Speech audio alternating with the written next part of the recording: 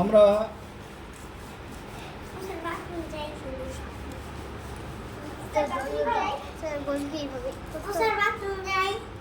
না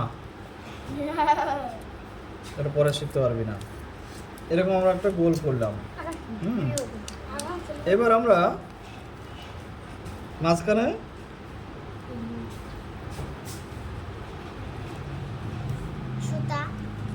আঠা দিলাম। এবার সবচেয়ে বড় কোনটা? এইটা, এটাকে মাঝখানে লাগিয়ে দিলাম। তারপরে সুতো পরে লাগাবো।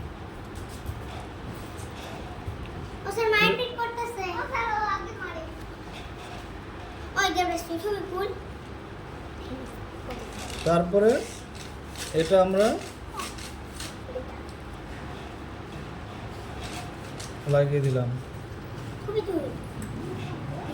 তারপরে এটা আমরা লাগিয়ে দিলাম। তারপরে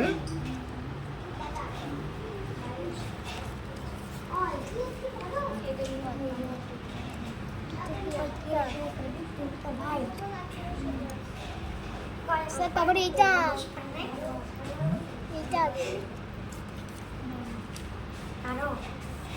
তারপরে এটা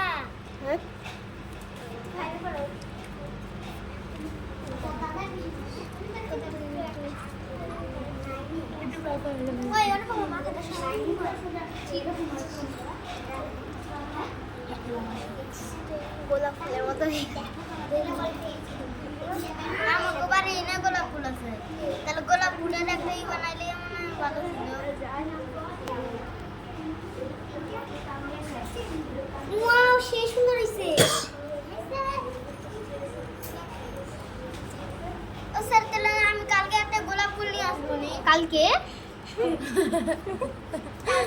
তাহলে দেখো এরকম করে আমরা একটা সুন্দর ফুল ফুল বানাতে পারলাম। বাড়ি বানাবো। এবার ফুলটা সবাই বানাতে পারবে? আস্তে। এবার এইটা আমরা রাখি কিভাবে পরাবো? তাহলে সুতো লাগবে। একটা সুতো দাও। এই যে আমার কাছে আছে। ও স্যার, সুতা দিছি। এবার সুতোটা নেওয়ার পর এখানে যে গোলটা এরকম করেছিলাম এটাকে আমরা আঠা দিয়ে ভালো করে আর মাঝখানটাতে আমরা লাগিয়ে দেবো।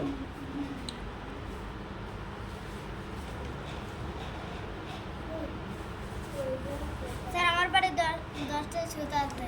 হ্যাঁ, সুতোটা একটু মোটা সুতো দিবে তাহলে সুবিধা হবে।